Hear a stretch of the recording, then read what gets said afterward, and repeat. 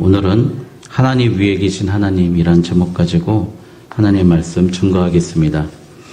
여러분, 오늘은 종려주일이라고 그럽니다. 여러분, 종려주일이 좀 생소하신 분도 있고 기억하시는 분도 있는데, 이 종려주일이라는 유래를 알아보려면은 어서 오십시오. 할렐루야.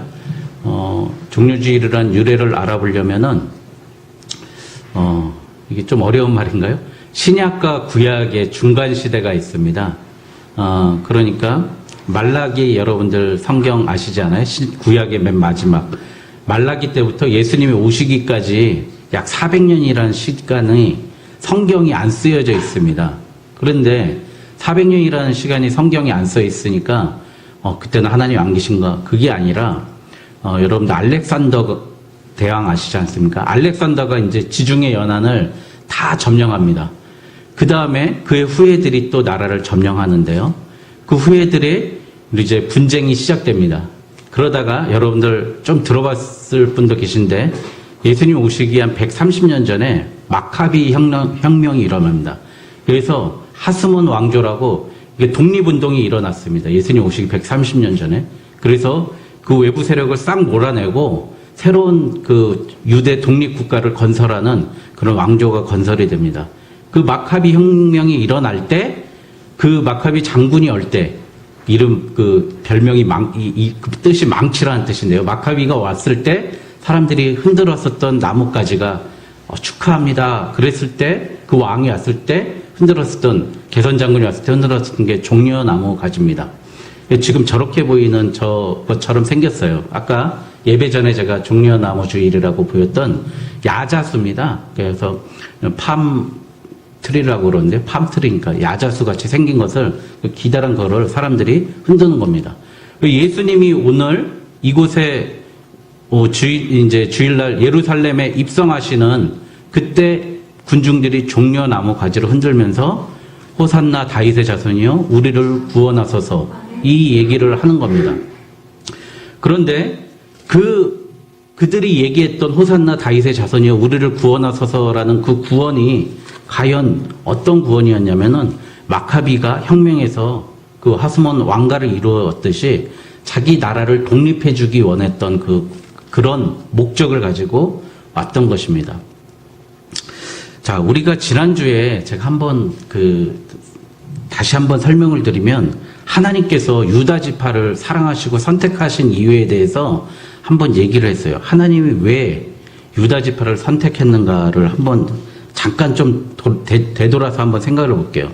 요셉은 두 개의 지파나 받았어요. 에브라임하고 므낫세 두 개의 지파를 받았는데, 할아버지 야곱이 에브라임 므낫세를 축복할 때 에브라임을 먼저 축복하고 므낫세를 나중으로 이렇게 엇갈려서 축복할 때, 요셉의 그걸 보고요, 기뻐하지 아니하였다고 그랬습니다.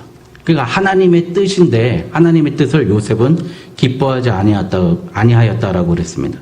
그런데 유다는 자기가 범죄하고서 자기의 며느리와 통관하고 범죄하고 나서 임신한 걸 보고서 유다는 어떤 얘기를 했냐면, 그는 나보다 옳도다라고 회개했습니다.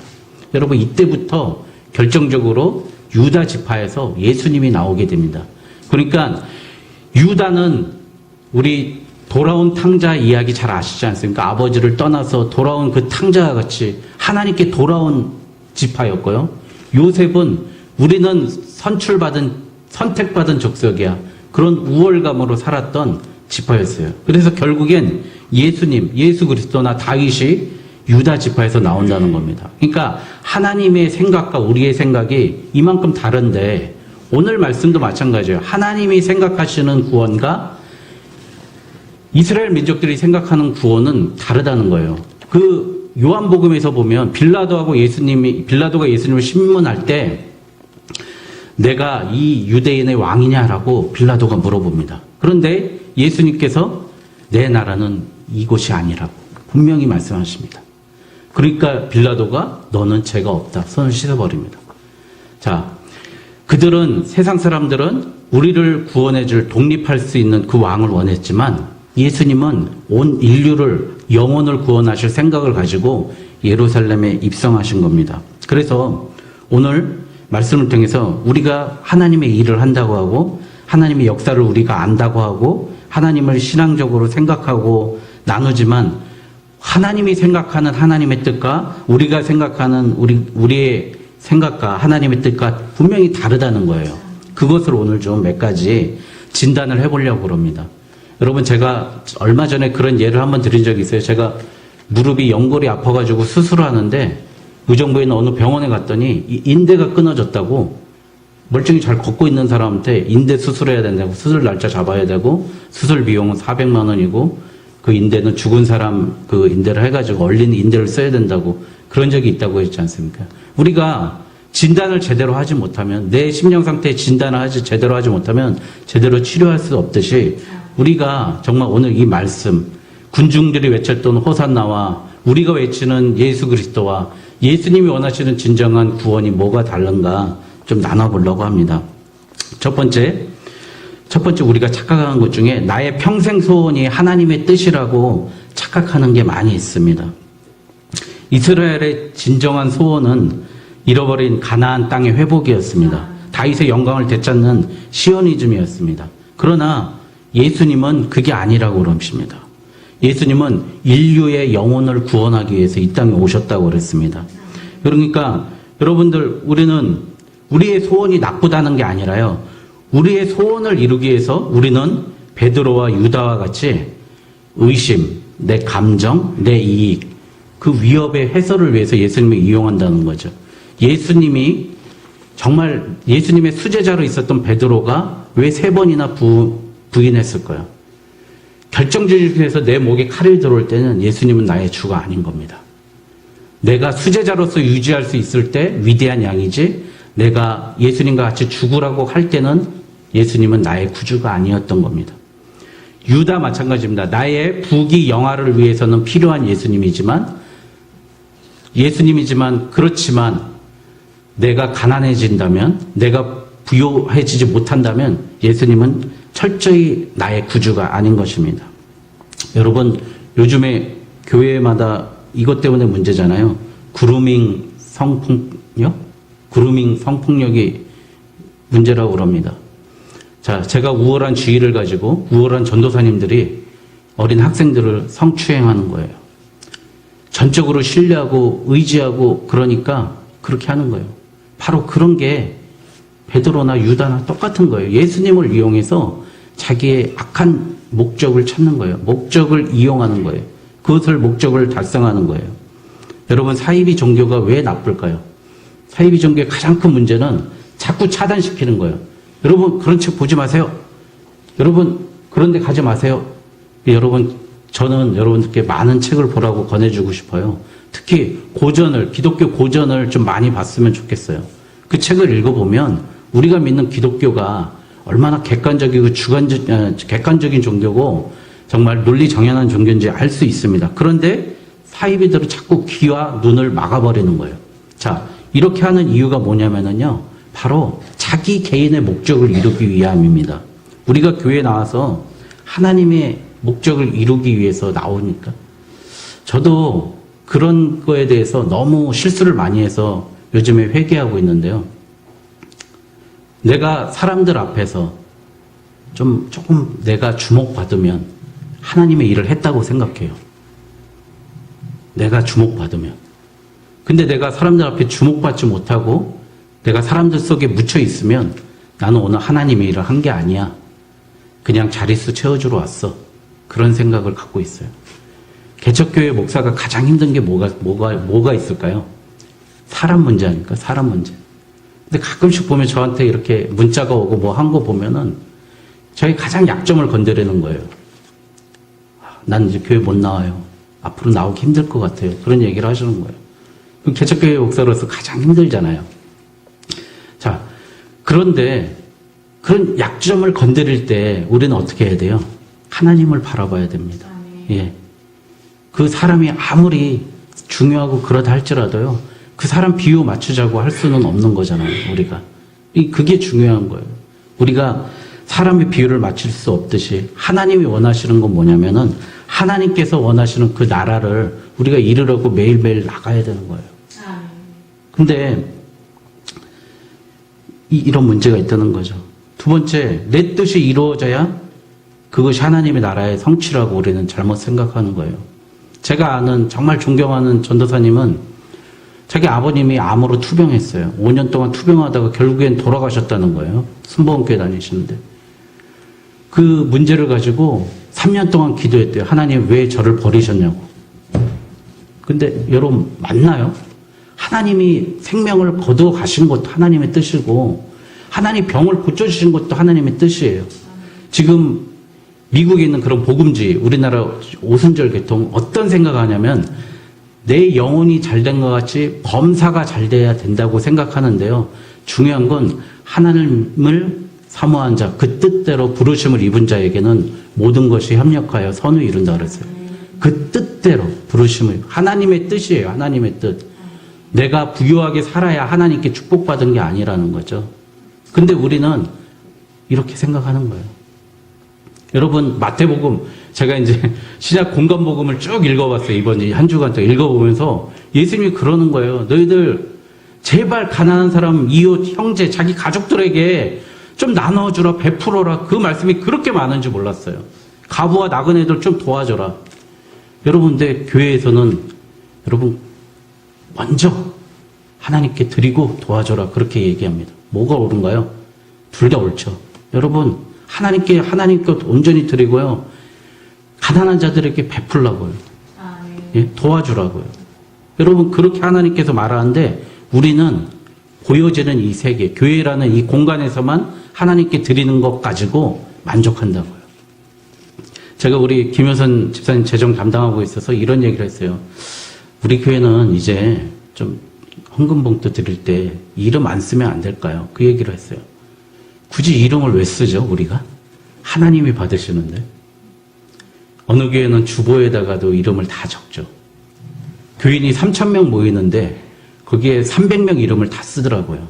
그 깨알같이. 성도들은 교회 와서 내 이름이 있나 없나 그거 보고 있어요. 그 깨알같은 내 이름 하나 보려고.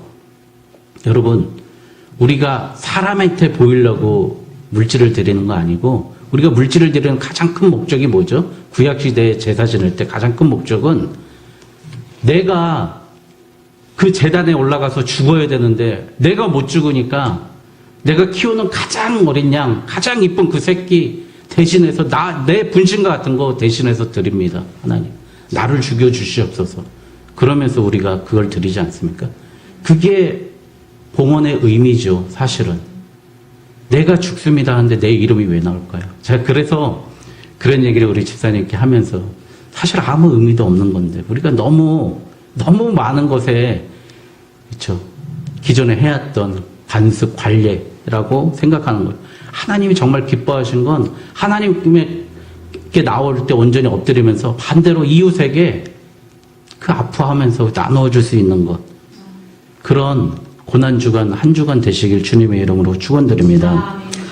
리바이스라는 청바지 잘 아시지 않습니까? 우리 고등학교 때 이렇게 볼록 이렇게 된 거 엉덩이 그 마크가 있었던 리바이스 청바지 입으면 엄청 부자였어요. 그때도 한 10만 원 했지 않습니까? 기억나시죠? 리바이스 청바지하고 그보다 조금 더 비싼 게 리였나요? L-E. 예. 제가 영어로 하면 리인데 예. 제 이름이. 그 리바이스 청바지의 유래가 그거랍니다. 리바이 스트라우스라는 사람이 있는데 자기가 텐트를 만들어가지고 텐트 원단을 제공하는데 예? 1800년대 미국에서 그 금강 캐고 그럴 때. 그런데 이제 그게 장사가 잘 돼가지고 군대에 납품하면은 돈은 확실히 받을 수 있잖아요. 그 기대에 엄청 커가지고 모든 사업하시는 분들의 꿈이 군납이랍니다. 군에 납품하는 거 하면은 신용등급이 그 회사 신용등급이 확 올라간대요. 그리고 뭐 그런다고 그럽니다. 전 잘 모르겠는데. 그래가지고 텐트를 딱 맡기려고 이제 납품하려고 어마어마하게 사서 준비를 딱 해놨는데 갑자기 우리 그거 안 받아도 된다고 취소했다는 거예요. 그래가지고 그 원단이 남아있는 거예요. 자기는 물들여서 이쁘게 해놨는데 곤색으로 청색으로.